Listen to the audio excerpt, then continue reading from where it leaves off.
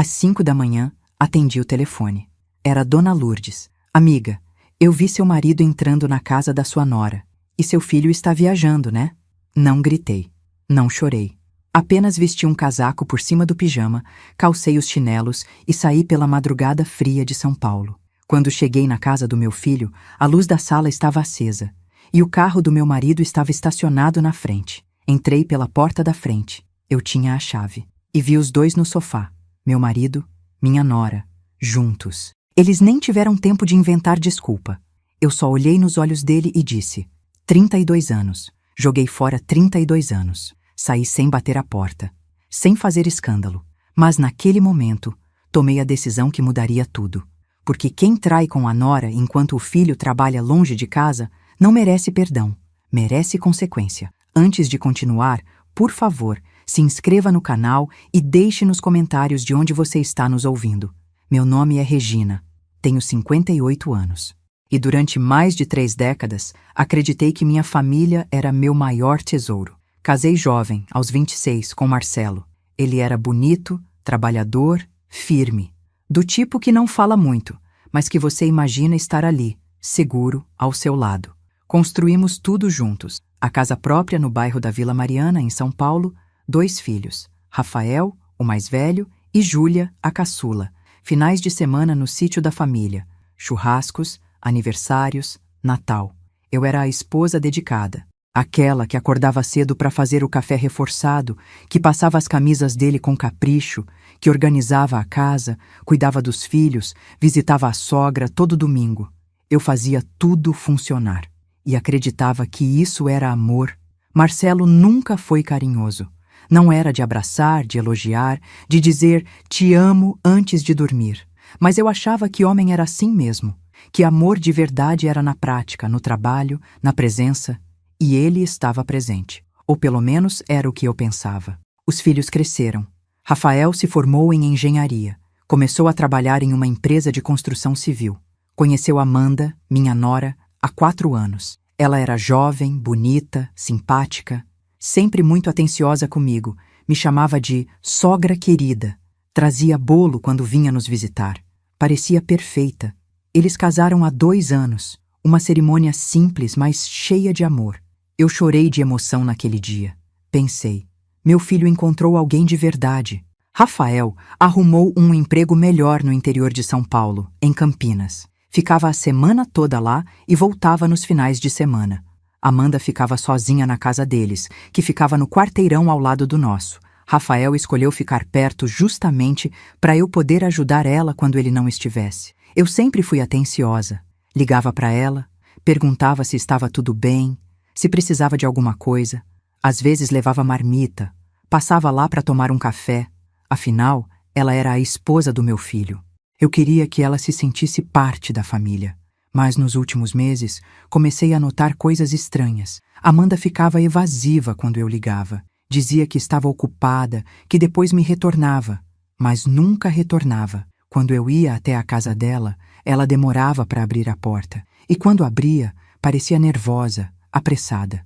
Desculpa, sogra, mas estou no meio de uma coisa aqui.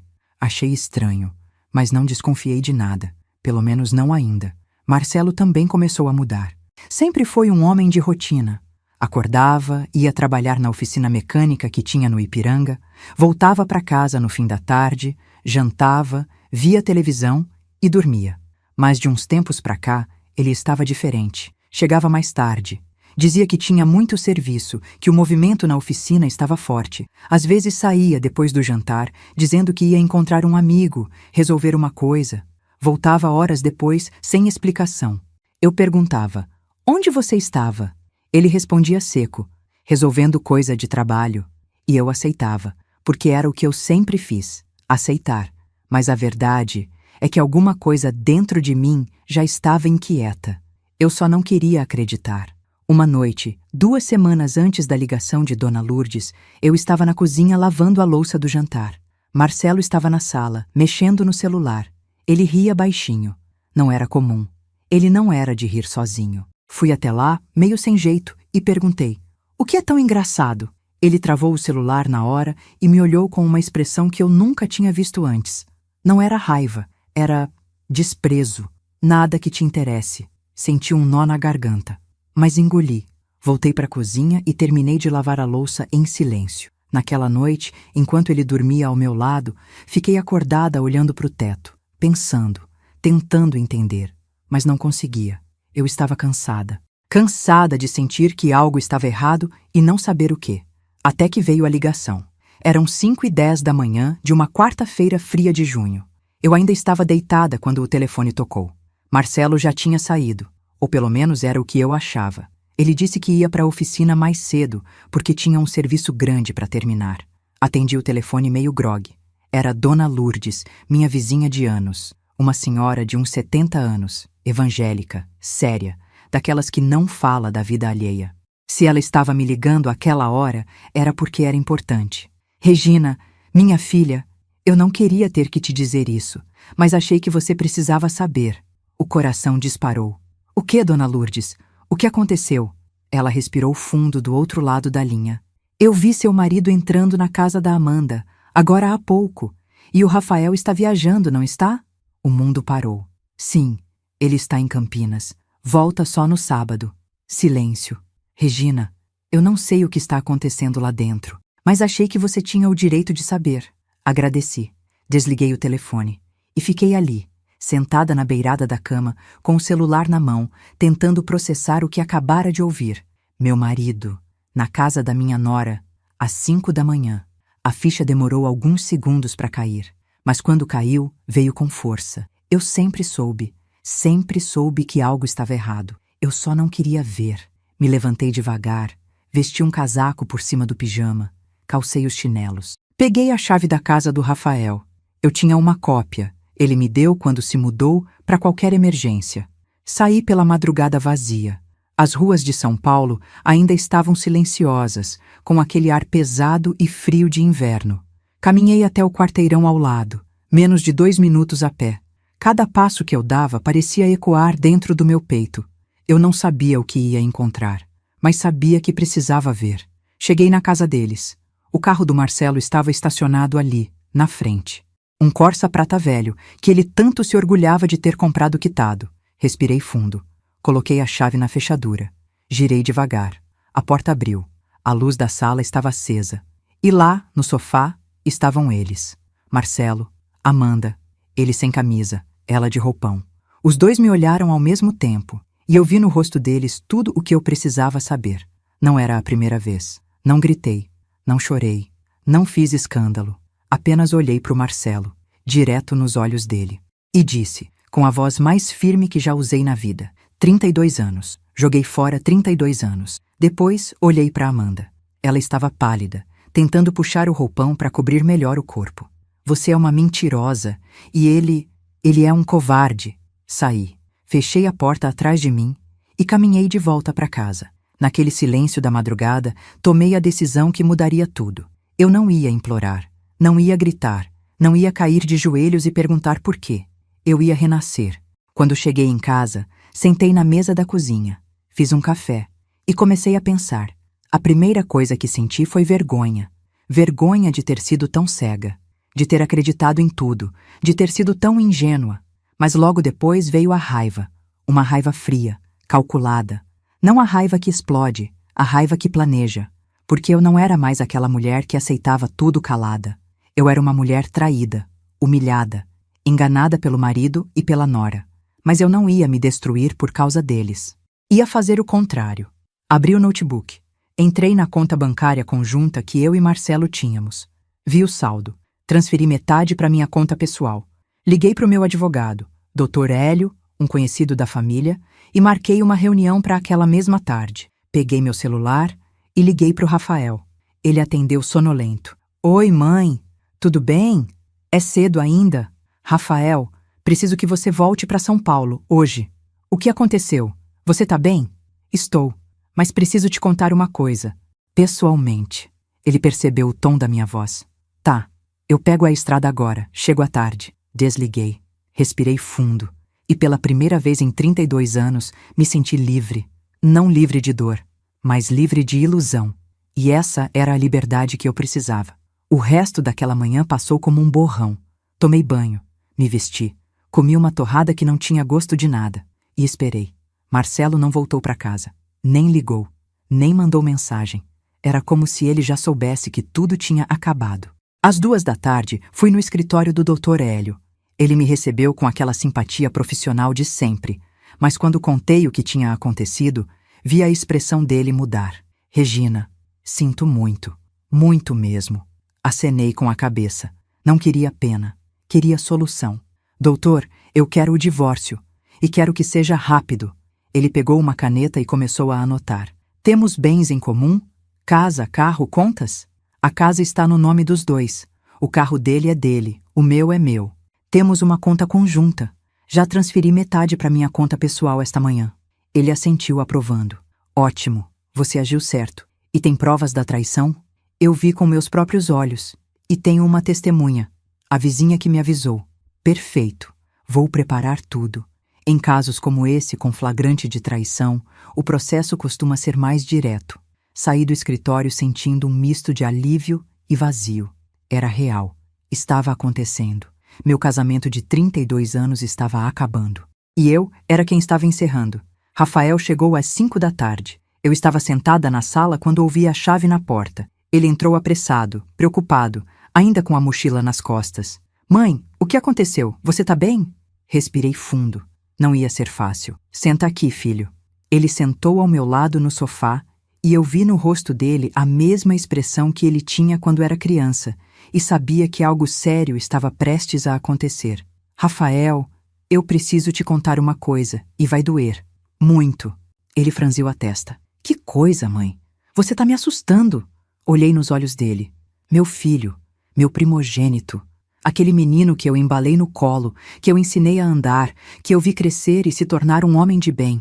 E agora eu ia destruir o mundo dele. Seu pai está traindo a gente. Com a Amanda. O silêncio que se seguiu foi ensurdecedor. Rafael me olhou como se eu tivesse falado em outro idioma. Como se não pudesse ser verdade. Como se fosse impossível. O quê? Mãe, você tem certeza? Tenho. Eu vi. Esta manhã, às 5 horas, a dona Lourdes me ligou e disse que viu seu pai entrando na casa de vocês. Eu fui até lá. E eles estavam juntos. Rafael levantou do sofá. Passou a mão pelo rosto. Começou a andar de um lado para o outro. Não. Isso não pode ser verdade. O pai não faria isso. E a Amanda, ela não. Eu também não queria acreditar, filho. Mas eu vi. Ele parou. Me olhou. E eu vi o momento exato em que a negação se transformou em aceitação. Meu Deus! Desabou no sofá. Colocou as mãos no rosto. E chorou. Eu me aproximei. Abracei meu filho. E choramos juntos. Depois de alguns minutos, Rafael se levantou. Enxugou o rosto. E a tristeza no olhar dele deu lugar a algo diferente. Raiva. Eu vou lá. Levantei na hora. Rafael, não assim. Você tá muito nervoso. Nervoso? Mãe, meu pai traiu a senhora, com a minha esposa, dentro da minha casa. Eu vou lá sim. Ele já estava indo em direção à porta quando eu segurei o braço dele. Filho, escuta. Eu sei que você tá com raiva. Eu também tô. Mas você precisa pensar. Você precisa estar no controle. Rafael respirou fundo. As mãos tremiam. Eu preciso ouvir da boca dela. Eu preciso entender como ela pôde fazer isso. Soltei o braço dele. Então, eu vou com você. Ele balançou a cabeça. Não, mãe. A senhora já passou por isso hoje. Não precisa passar de novo. Eu vou com você. Olhei firme nos olhos dele. E ele entendeu. Não era sobre proteger ele. Era sobre eu não deixar meu filho enfrentar aquilo sozinho. Caminhamos juntos até o quarteirão ao lado. Era final de tarde. O sol estava começando a se pôr e o céu tinha aquele tom alaranjado típico de junho em São Paulo. Rafael tocou a campainha. Esperei ao lado dele com o coração acelerado. Amanda abriu a porta. Quando viu a gente, ficou pálida. Rafael, você voltou mais cedo? Ele não respondeu. Só entrou.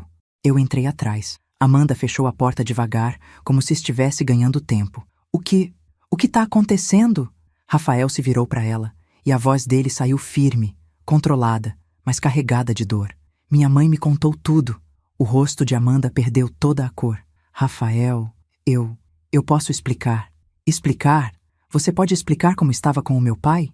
Aqui, na minha casa? Ela começou a chorar. Mas não eram lágrimas de arrependimento. Eram lágrimas de desespero. De quem foi pega. Foi um erro. A gente não queria que acontecesse. Rafael deu um passo para trás, como se tivesse levado um soco. Não queria que acontecesse? Amanda, isso não acontece por acaso. Isso foi uma escolha. Vocês dois escolheram me trair. Escolheram trair a minha mãe. Ela soluçou. Eu sinto muito. Eu sinto tanto. Há quanto tempo? Silêncio. Há quanto tempo, Amanda? Ela encolheu. 6 meses. Rafael cambaleou. Segurei o braço dele. 6 meses. Metade de um ano. Enquanto ele trabalhava, confiava, construía um futuro, eles estavam aqui, destruindo tudo. Sai da minha casa. Amanda arregalou os olhos. Rafael, por favor, a gente pode conversar. Eu disse para você sair da minha casa. Nunca tinha visto meu filho gritar daquele jeito. Amanda deu um pulo, recuou. Pega suas coisas, o que você conseguir carregar agora. O resto eu deixo na calçada amanhã. Mas eu quero você fora daqui. Agora. Ela ficou parada, em choque. Rafael, por favor, eu não tenho para onde ir. Vai pro meu pai, já que vocês dois se merecem. Amanda tentou se aproximar. Rafael, a gente pode tentar, a gente pode... Saia! Ela correu pro quarto. Voltou 5 minutos depois com uma mala, os olhos vermelhos, o rosto inchado. Passou por nós sem olhar, abriu a porta e saiu. Rafael trancou a porta atrás dela. Depois se virou para mim e desabou no meu colo. Meu filho, meu menino, partido. Ficamos ali por um tempo. Eu fazendo carinho no cabelo dele, ele chorando em silêncio. Depois de um tempo, ele levantou a cabeça. Mãe, e o pai? Onde ele tá? Não sei. Não voltou para casa, não deu notícia. Rafael cerrou os punhos. Eu vou ligar para ele. Rafael, eu preciso, mãe. Ele pegou o celular. Discou. Colocou no viva voz. Marcelo atendeu no 3º toque. Alô? A voz dele. Aquela voz que eu ouvi por 32 anos. Agora, ela me causava nojo. Pai, é o Rafael. Silêncio do outro lado. Rafael, filho, eu... Não me chama de filho. Você perdeu esse direito. Rafael, eu posso explicar. Explicar? Explicar o quê? Que você traiu a minha mãe? Que você traiu a mim? Que você destruiu essa família? Marcelo respirou fundo do outro lado. Eu sei que errei. Errou? Pai, erro é esquecer um aniversário. Erro é chegar atrasado. O que você fez foi uma escolha. Você escolheu trair. Escolheu destruir. Filho, por favor, não volta para casa. A mãe já procurou um advogado. E eu expulsei a Amanda daqui. Ela provavelmente tá indo te procurar. Vocês dois ficam juntos, já que é isso que vocês queriam. Rafael, eu te amo. Não, você não ama ninguém além de você mesmo. E desligou. Rafael ficou olhando para o celular. Depois olhou para mim. Mãe, a senhora vai ficar bem? Sorri. Um sorriso triste, mas verdadeiro. Vou, filho. Pela primeira vez em muito tempo, eu vou ficar bem. Voltei para casa naquela noite com um peso no peito, mas também com uma estranha sensação de leveza. Tinha perdido um marido, mas tinha ganhado algo muito mais valioso. Clareza. Eu não era mais aquela mulher que aceitava migalhas de afeto, que fingia não ver, que engolia o orgulho em nome da paz. Eu era uma mulher que tinha visto a verdade e que tinha escolhido a dignidade. Sentei na varanda, olhei para o céu e pela primeira vez em meses respirei fundo. Amanhã começaria minha nova vida. Mas naquela noite me permiti apenas sentir a dor, a raiva, a tristeza e também no fundo, muito no fundo, um lampejo de esperança. Nos dias seguintes, muita coisa mudou. Marcelo apareceu na porta de casa no dia seguinte. Bateu, insistiu, implorou para conversarmos. Eu nem abri a porta. Disse através da janela. As chaves da casa você deixa com o Dr. Hélio. Advogado dele vai entrar em contato. A gente não tem mais nada para conversar. Ele ficou ali parado no portão, com aquela cara de cachorro sem dono. E eu senti nada. Nada além de alívio por ele estar do lado de fora. Rafael começou o processo de divórcio com Amanda. Ele estava destruído, mas firme. Dizia que não ia voltar atrás, que traição era linha vermelha. E eu me orgulhava dele por isso. Júlia, minha filha caçula, ficou em choque quando soube. Ela morava em Curitiba, Tinha se mudado há 2 anos por causa do trabalho. Ligou chorando, dizendo que não acreditava no que o pai tinha feito. Mãe, como a senhora tá? Sobrevivendo, filha. Um dia de cada vez. Eu vou aí no final de semana.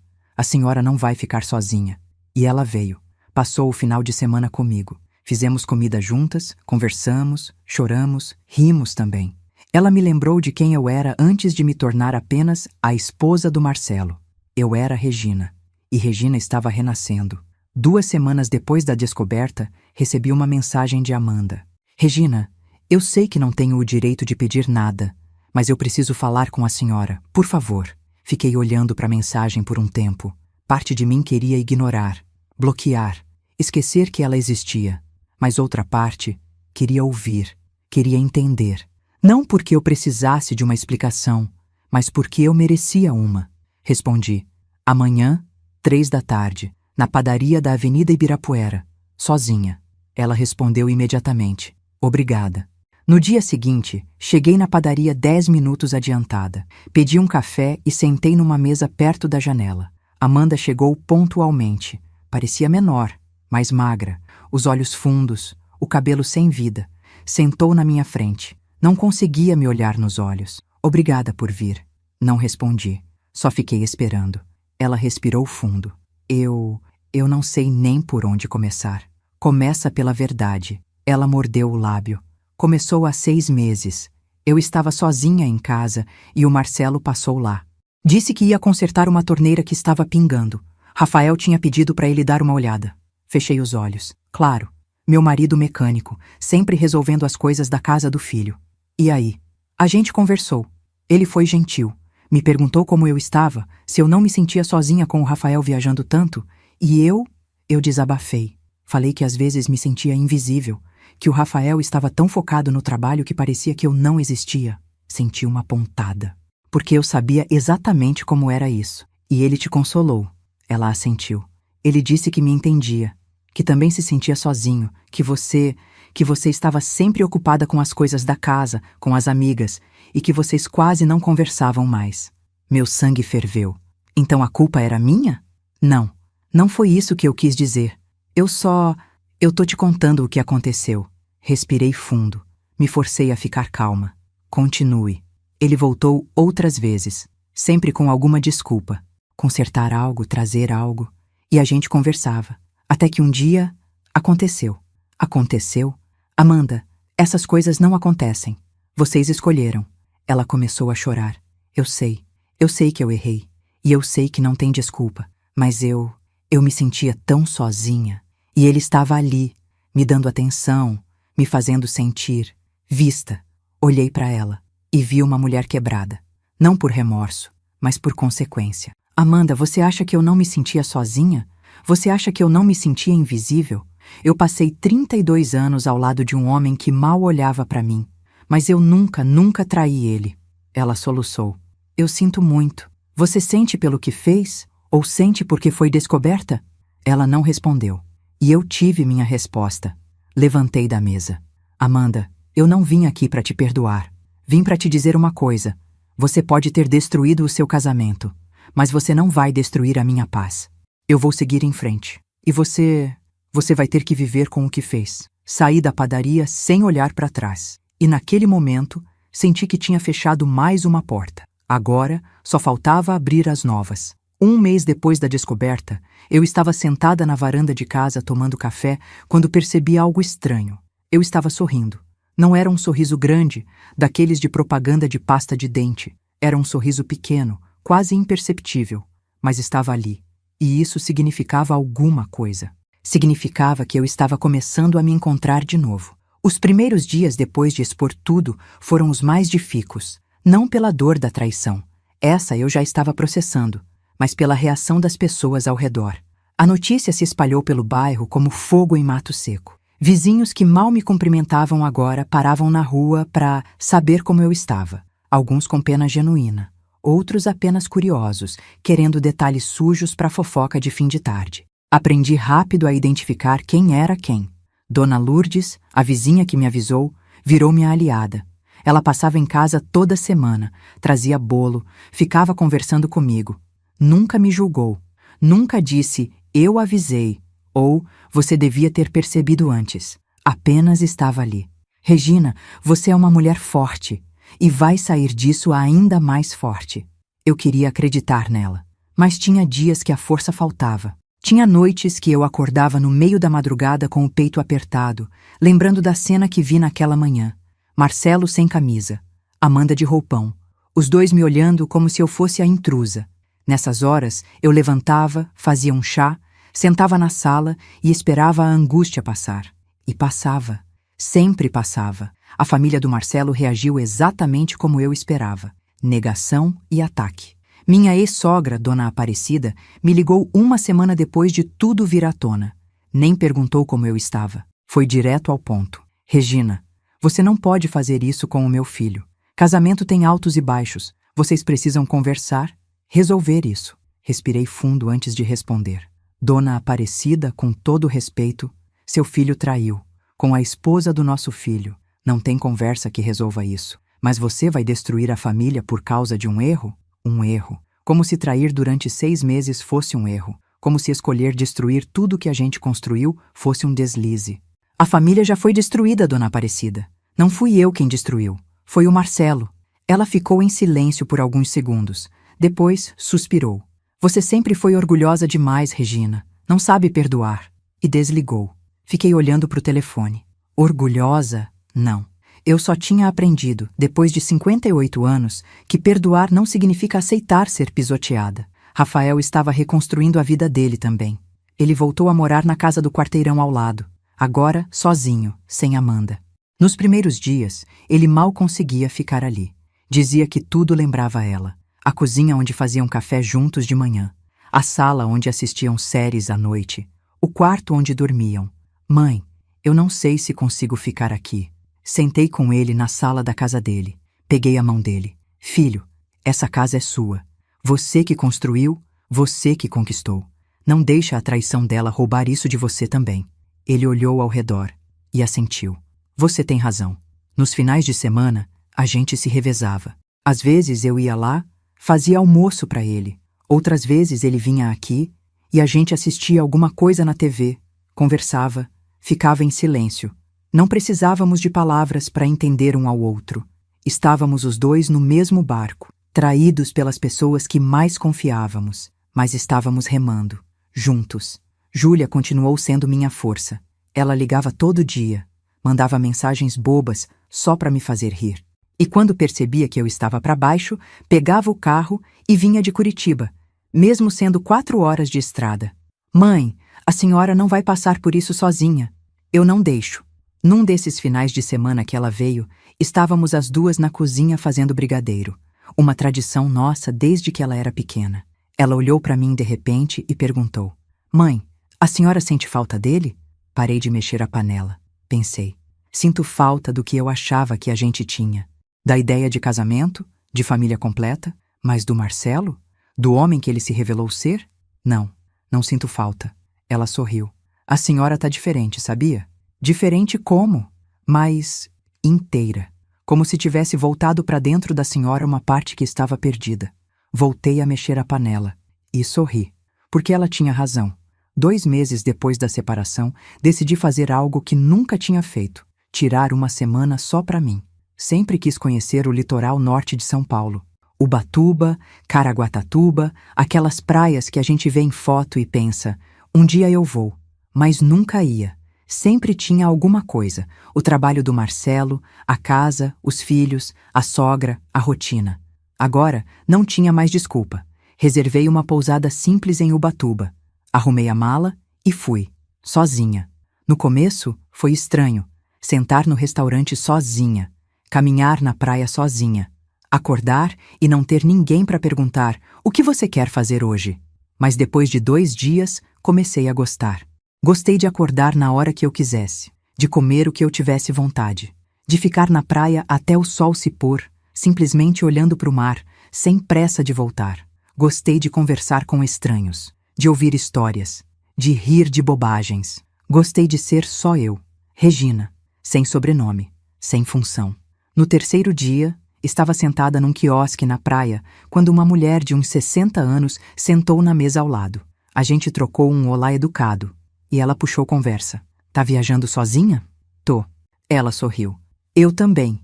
Meu marido morreu faz 3 anos. No começo, achei que nunca mais ia conseguir viajar. Mas um dia eu acordei e pensei, se eu ficar esperando companhia, vou morrer sem conhecer o mundo. Sorri de volta. E como é? Libertador. A gente passou a tarde toda conversando.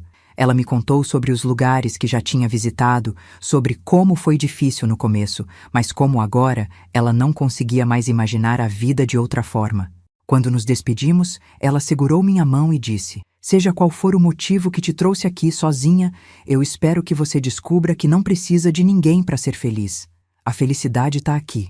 E apontou para o próprio peito. Voltei para a pousada naquela noite com o coração mais leve. E chorei, mas não de tristeza, de alívio. Quando voltei para São Paulo, estava diferente. Mais calma, mais centrada. Rafael percebeu na hora. Mãe, a viagem fez bem para a senhora, né? Fez, filho. Fez muito bem. Mas o universo não tinha terminado de me testar. Uma semana depois que voltei, recebi uma ligação de um número desconhecido. Alô? Regina? É a Viviane, irmã do Marcelo. Meu corpo inteiro travou. Viviane era a irmã mais velha dele, uma mulher durona, cheia de opinião. A gente nunca foi próxima. Oi, Viviane. Olha, eu vou ser direta. Preciso falar com você, pessoalmente. Sobre o quê? Sobre o meu irmão. Posso passar aí amanhã? Pensei em recusar, mas curiosidade falou mais alto. Pode. 3 da tarde. Viviane chegou pontualmente. Entrou em casa com aquela postura séria de sempre. Sentou no sofá e foi direto ao assunto. Regina, eu sei o que o Marcelo fez, e eu vim aqui te dizer que você tá certa. Fiquei em silêncio, surpresa. Ele me ligou semana passada, chorando, dizendo que errou, que quer você de volta. E eu disse pra ele, você não merece ela. Engoli seco. Viviane, ela levantou a mão, me interrompendo. Deixa eu terminar. Meu irmão sempre foi egoísta, desde pequeno. Sempre quis tudo do jeito dele. E você sempre foi boa demais. Sempre cedeu, sempre aceitou. Eu vi você se apagar ao longo desses anos. E eu nunca disse nada, mas eu devia ter dito. Os olhos dela estavam marejados. Você merece mais, Regina. Sempre mereceu. E eu espero que você não volte para ele. Por você, por respeito a você mesma. Ela se levantou, deu um abraço rápido em mim e foi embora. Fiquei ali, parada, processando. A irmã do Marcelo tinha vindo até minha casa para me dizer que eu estava certa. E naquele momento, senti que algo dentro de mim se fechou de vez. Não ia voltar. Nunca. O divórcio foi finalizado 3 meses depois da descoberta. Dr. Hélio fez um trabalho impecável. A casa ficou para mim. Marcelo levou o carro dele e metade do dinheiro que restava na conta. Assinei os papéis sem hesitar. Quando saí do cartório, Rafael estava me esperando na porta. E aí, mãe, como se sente? Olhei para o céu. Estava um dia bonito, sol forte, céu azul, aquele tipo de dia que parece prometer coisas boas. Me sinto livre. E era verdade. As semanas seguintes foram de reconstrução, real, concreta. Pintei a casa, mudei os móveis de lugar, comprei um sofá novo, um que eu escolhi, da cor que eu quis, sem perguntar a opinião de ninguém. Voltei a fazer as coisas que tinha deixado de lado. Retomei as aulas de crochê na igreja. Comecei a ir nas caminhadas matinais com Dona Lourdes. Aceitei o convite da minha amiga Silvia para ir no cinema, coisa que eu não fazia havia anos. E pela primeira vez em décadas, comecei a me olhar no espelho e gostar do que via. Não era uma mulher velha, acabada, invisível. Era uma mulher de 58 anos que tinha sobrevivido a uma tempestade e que estava pronta para florescer de novo. Um dia, 3 meses depois do divórcio, estava na feira comprando verduras quando esbarrei em alguém. Ai, desculpa. Não, foi culpa minha. Olhei para cima. Era um homem de uns 60 anos, cabelo grisalho, sorriso simpático. Regina? Franzi a testa. Sim, sou eu, Paulo. A gente estudou junto no ensino médio, lembra? Meu Deus. Paulo, o garoto quieto que sentava no fundo da sala, sempre com um livro na mão. Paulo, claro que lembro. Como você tá? Bem, quer dizer, voltei para São Paulo faz pouco tempo. Morei anos no Rio. A gente conversou ali mesmo no meio da feira. Ele me contou que era viúvo, que tinha perdido a esposa fazia 2 anos, que voltou para São Paulo para ficar perto da filha. E você?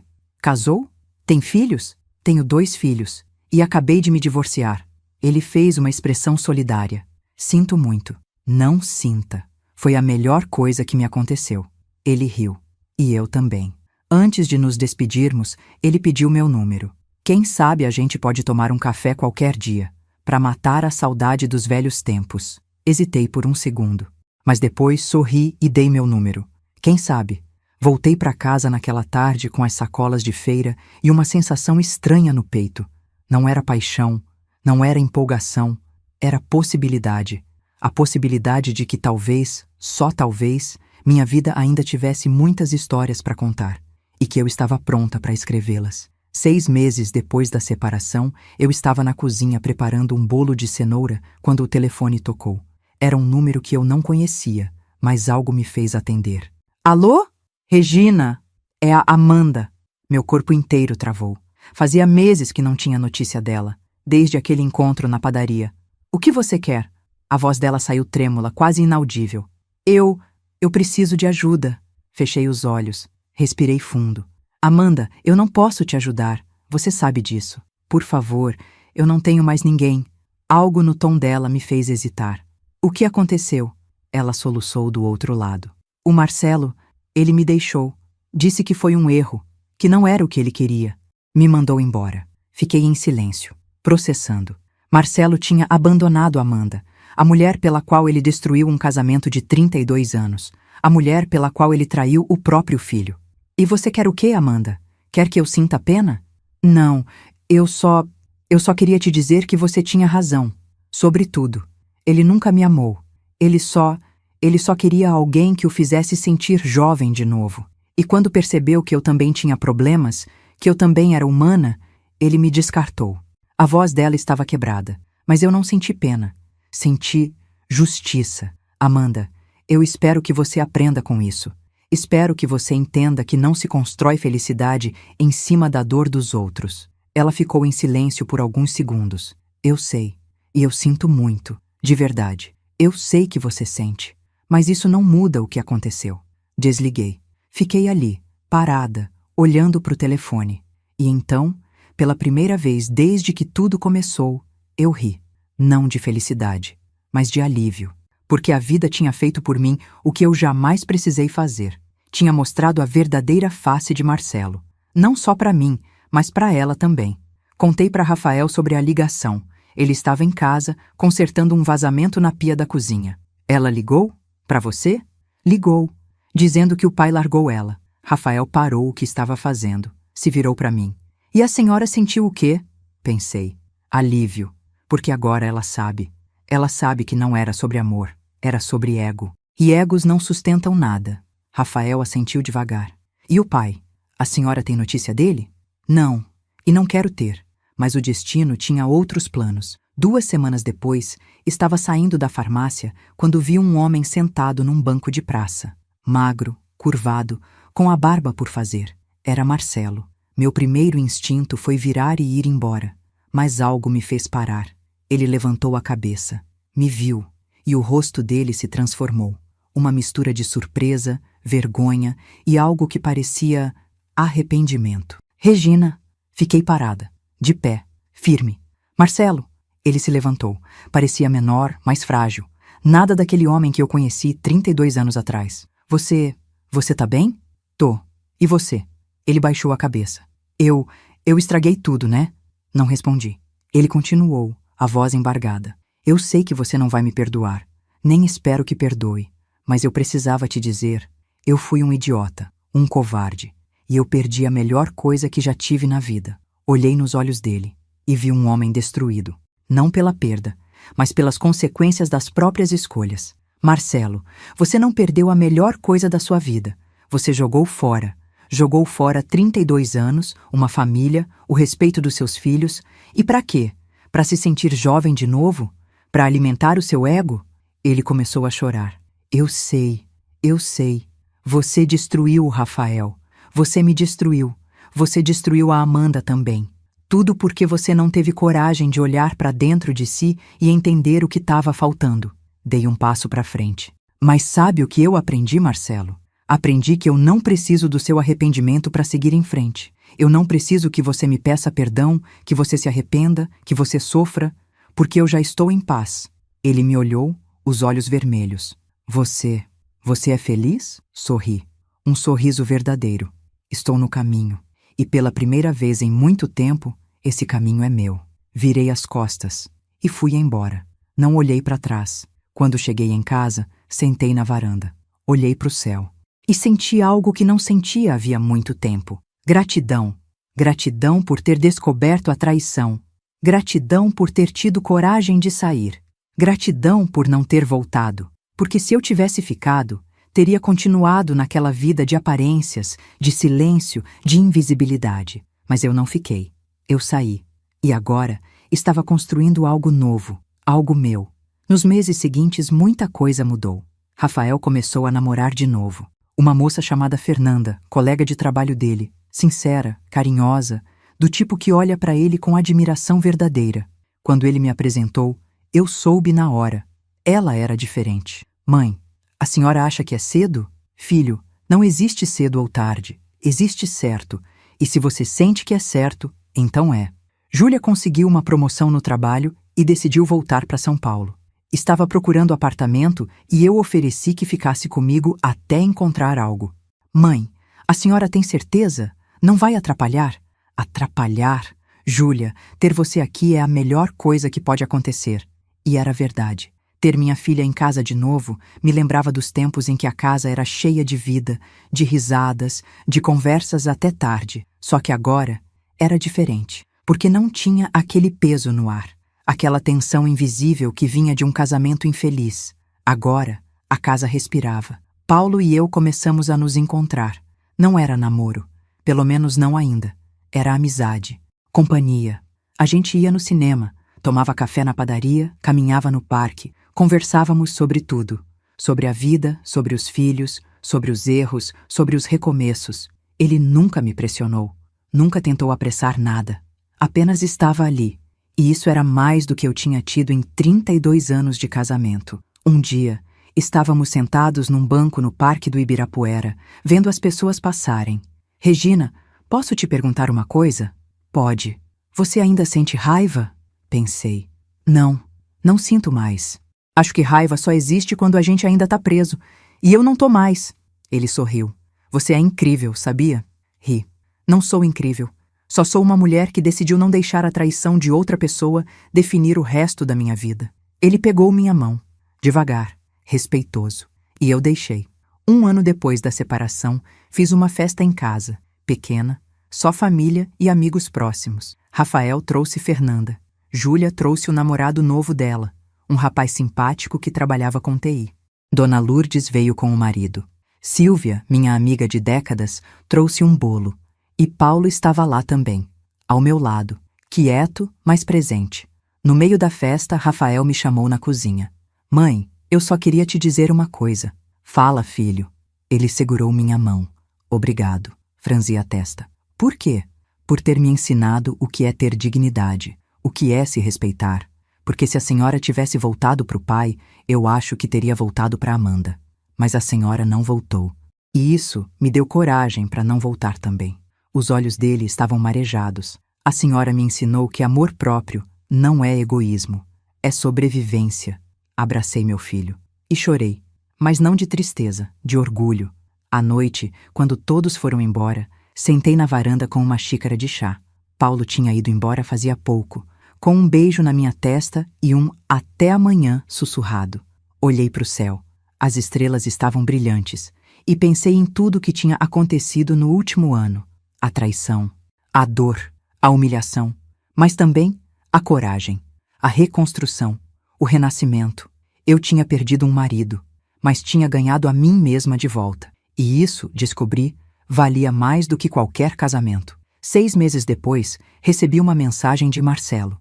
Regina, sei que não tenho o direito de te pedir nada, mas o Rafael vai casar e eu queria saber se posso ir. Sei que você vai estar lá e não quero causar desconforto. Olhei para a mensagem, pensei e respondi. Marcelo, o casamento é do Rafael. Não sou eu quem decide quem ele convida ou não. Se você quer ir, fala com ele. Mas pelo que sei, ele não te convidou. Ele demorou alguns minutos para responder. Entendo. Obrigado por ser honesta. E Regina, eu realmente sinto muito. Por tudo.